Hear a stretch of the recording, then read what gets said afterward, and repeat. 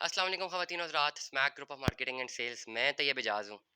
आज का मेरा वीलॉग है तमाम तर कैपिटल स्मार्ट सिटी के जितने भी मोअज़्ज़ज़ मेंबरान हैं उन तमाम तर लोगों के लिए है। बहुत सारी बातें हैं कैपिटल स्मार्ट सिटी के हवाले से, बहुत सारी बातें हैं और बहुत सारे गिले शिकवे भी हैं कैपिटल स्मार्ट सिटी के मेंबरान को। 3 तरह की कैटेगरी है कैपिटल स्मार्ट सिटी के मेंबरान की। नंबर 1 वो कैटेगरी है जिन्होंने डे 1 से फ्रेश बुकिंग से ही अपनी इन्वेस्टमेंट्स की हुई है कैपिटल स्मार्ट सिटी में और वो उसको होल्ड कर रहे हैं। अब तक तो उनको प्लॉट भी डिलीवर होने वाले हैं। कुछ ऐसे मेंबरान हैं जिनको होने वाले हैं, कुछ हैं जिनको अभी तक बैलेटिंग भी नहीं हुई। रियलिटी की बात है। नंबर 1 एक तो वो मेंबरान है। नंबर 2 कुछ मेंबरान वो हैं जिन्होंने डे 1 से ऐसा नहीं बने, लेकिन आज से 8 महीने पहले जब ऑन गेम मार्केट में आई तो ऑन दे के एक पुरानी फाइल खरीदी और अब वो उसकी किस्तें भर रहे हैं। उन्होंने उस फाइल को नहीं बेचना, उन्होंने अपना प्लॉट लेना है। तीसरे वो तमाम तर लोग हैं जिन्होंने इन्वेस्टमेंट सिर्फ इसीलिए की थी कि ओन गेम है, ओन में फाइल खरीद लेते हैं, बाद में ओन पे बेच देंगे। 3-4 लोग हैं। आज के व्लॉग में जो तीसरी कैटेगरी उनको मैं साइड पे कर देता हूँ, क्योंकि उन्होंने बिजनेस वेंचर के लिए अपनी इन्वेस्टमेंट की थी और उस बारे में आज व्लॉग अभी मैं सुबह एक ऑफिशियल व्लॉग कर चुका हूँ, रात तक अपलोड हो जाएगा, वो आप देख सकते हैं।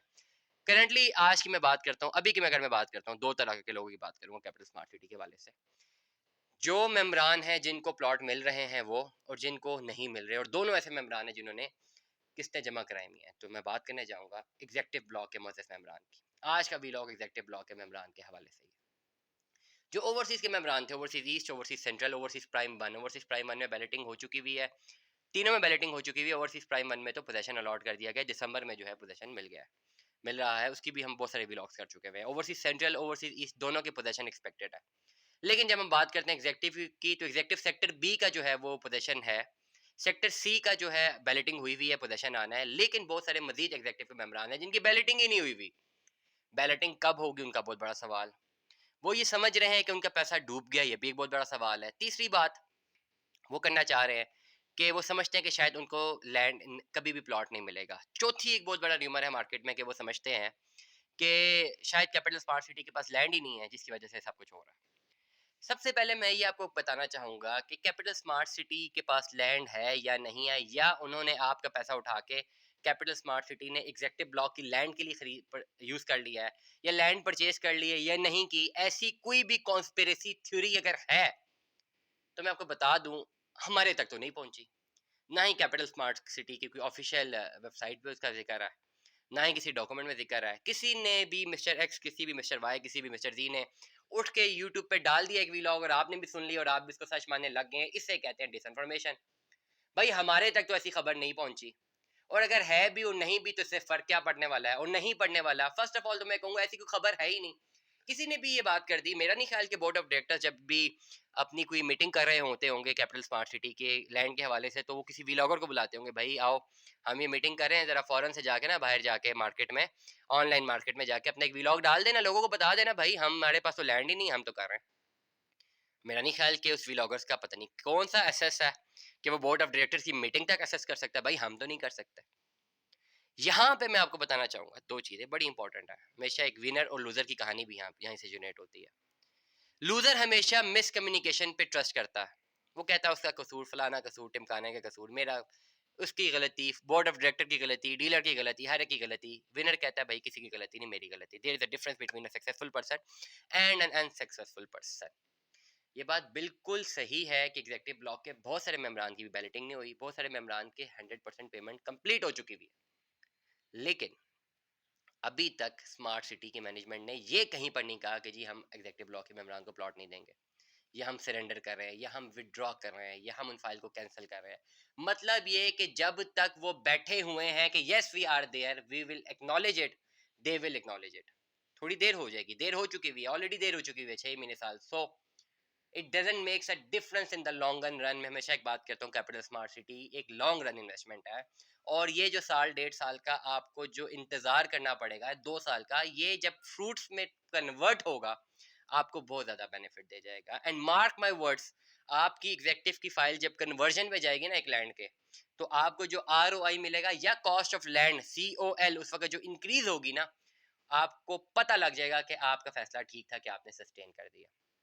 दूसरी ऑप्शन पे जाते हैं, क्या हो सकता है, सेल हो सकती है।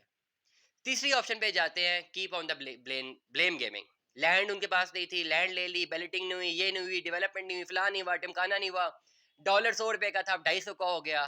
इस तरह की कॉन्स्पिरेसी थ्योरीज में अब लगे रहे, सोचते रहे। That will not develop an existence of the reality. ये ऐसी बात एग्जिस्टेंस नहीं परस्यू करेगी, डेवलप नहीं करेगी आपकी बात। आप कंस्पिरेसी थ्योरीज पे जाते रहे।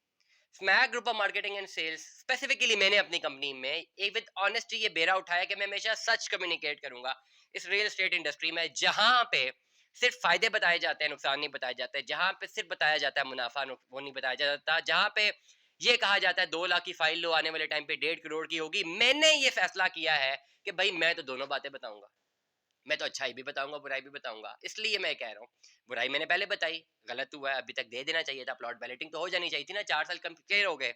लेकिन अच्छी बात ये बताऊंगा कि जितना लॉन्ग रन जाएगा आपको बेनिफिट होने लगा है। वरना तो आप सेल कर भी दे तो किसको क्या फर्क पड़ना है, मुझे क्या फर्क पड़ना है, मुझे कोई फर्क नहीं पड़ेगा।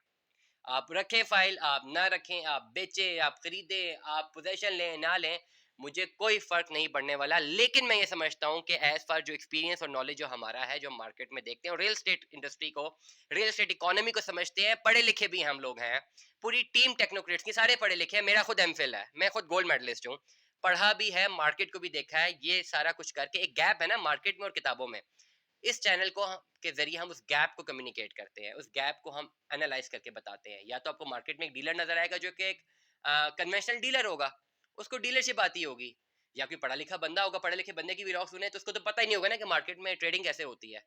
बड़े बड़े लोग हैं, फनकार बने हुए हैं, जो कि रियल एस्टेट की डेवलपमेंट बता रहे होते हैं, लेकिन कभी उन्होंने एक प्लॉट भी नहीं बेचा होता ना खरीदा होता, उनको पता ही नहीं होता कि रजिस्ट्री कैसे होती है, लेकिन वो बने हुए फिलोसोफर।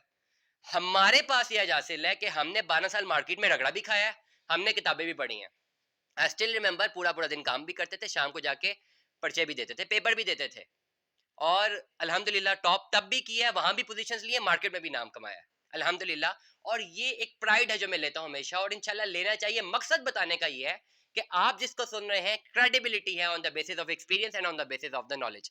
क्रेडिबिलिटी है, क्रेडिबल बात हम कर रहे हैं, क्रेडिबल बात मैं करूंगा एग्जीक्यूटिव ब्लॉक के मेंबरान को, गो फॉर इट, इसको होल्ड करें, आने वाले टाइम में फायदा होगा, नुकसान नहीं होगा। अगर जल्दबाजी करते हैं आप सेल कर देंगे, जब आप जल्दबाजी में सेल कर देंगे, जब इसके फ्रूटफुल रिजल्ट आना शुरू होंगे 2-3 साल में, आपको नुकसान हो सकता है। फिर आप कहेंगे यार गलती होगी, that was not a right decision at that time, so I am here to guide you about the right decisions, that what should be the decision and what should not be the decision. आपको बहुत सारे ऐसे vlogger नजर आएंगे जिन्होंने executive block की files बेची हुई है, वो इस पे बात ही नहीं करते, दो चार तो मेरे फिंगर टिप्स पे है, मेरे बड़े अच्छे दोस्त भी हैं, बड़ा अच्छा उनको मैं जानता भी हूँ, ठीक है। और यूनिवर्सिटी के ज़माने से इनडायरेक्टली जानते हैं हम उन लोगों को, डेफिनेटली हो सकता है हमारी किसी टीम के कुछ क्लास फेलोज भी हो जो कि हमारे कंपटीशन में है, बट उन्होंने इस वक्त तो बड़े अच्छे व्लॉग्स डाले, खरीदे हैं, लाखों का मुनाफा होगा, साइड पे हुए। मैं ये बात करता हूँ, खरीद लिया है ना, होल्ड करें। आज इन्वेस्टमेंट करनी है तो बताएं, हमसे रब्ता करें, हम बताएंगे कहाँ पे इन्वेस्टमेंट करें, कहाँ पे ना करें। वो तमाम लोग जो भी है मुझे सुन रहे हैं जिन्होंने इन्वेस्टमेंट नहीं की हुई, अभी इन्वेस्टमेंट करनी है, राब्ता करें, दफ्तर है, मैं बताऊंगा कहां पे करने, कहां पे नहीं करने, डाटा सामने रखूंगा, 7 साल का, 5 साल का, कि 5 सालों में इस पर्टिकुलर ब्लॉक के मेंबर को इतना फायदा हुआ है, इसको इतना नुकसान हुआ। अगर आपने इन्वेस्टमेंट करनी है, शॉर्ट रन में करेंगे तो आपका रिस्क फैक्टर इन्वॉल्व रहेगा, लॉन्ग रन में नो रिस्क है। यहाँ पे इन्वेस्टमेंट कर ले, इसका बेनिफिट इतने साल बाद आना है, इसका बेनिफिट इतने साल बाद आना है। फोरकास्टिंग से विद लॉजिकल आर्गुमेंट हम चीज आपके सामने रखेंगे, और that is the way of communication and that should be opted. यही तरीका कार है। Stay tune with us. Allah Hafiz.